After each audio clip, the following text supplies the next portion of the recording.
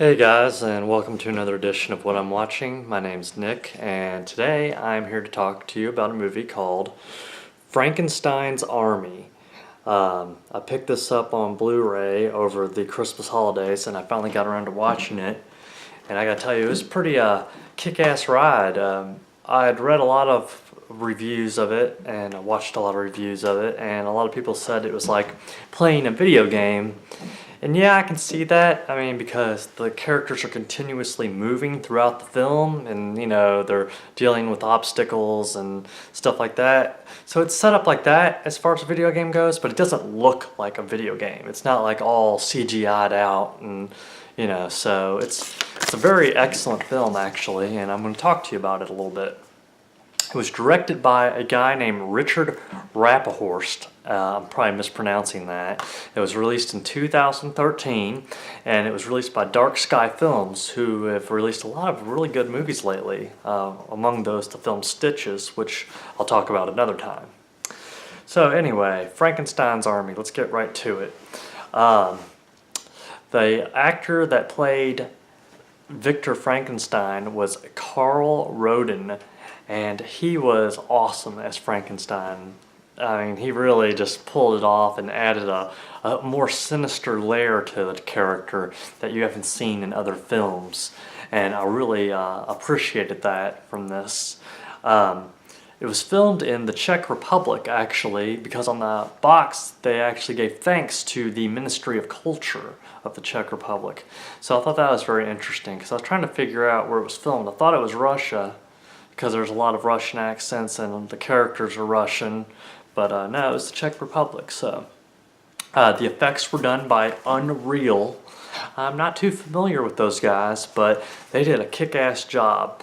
This movie, like I said, was not heavy in CGI. It had a lot of practical effects work, and the creatures that were in this movie were just awesome. It was like take some of the creatures like out of Silent Hill and throw them in a war/action/horror film, and that's Frankenstein's Army for you. I mean, it was really just kick-ass. And the monsters, I mean, like there's a part where these Russian soldiers are on a special mission, and they're looking for their comrades, another Russian troop that supposedly was taken by the Nazis, because this is during World War II and such. And so, they're going and they're looking, and then they come across this village with like all these dead nuns. I mean, like a pile of them all burnt up and shit, and then they find this like half naked dude with like a saw like mounted into his arm, and I mean, just this really sinister looking creature that's like half man, half machine, and it was really creepy, and it ends up like killing a bunch of them, and so they finally put it down.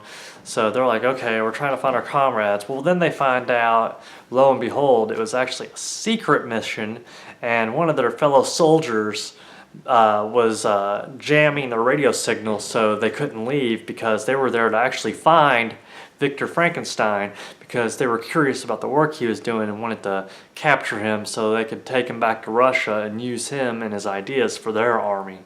So, and then the other soldiers find out that this is what's really going on, so they're pretty pissed off at the guy that set him up. And the dude's like, we have information on your family. If you don't help us find this motherfucker, we're going to kill your family. So, it goes from there. So they go deeper and deeper looking for this guy, and they run into more and more of these awesome creatures. I'm talking, the imagination behind these is so phenomenal. Even if you don't like the movie, just for the creatures alone, it's worth watching. I mean, they're really cool, and it's like basically walking corpses with weapons added to their appendages and other little goodies tacked on. And one of my favorites was a guy who was a gigantic dude, and instead of a head, he had a gigantic airplane propeller that was going full blast. So he's walking around like meh, meh, propeller going off, and like motherfuckers are getting chopped up and shit. It's like, that was just badass. I mean, just when you thought it couldn't get more over the top, some other crazy creation steps out of the shadows.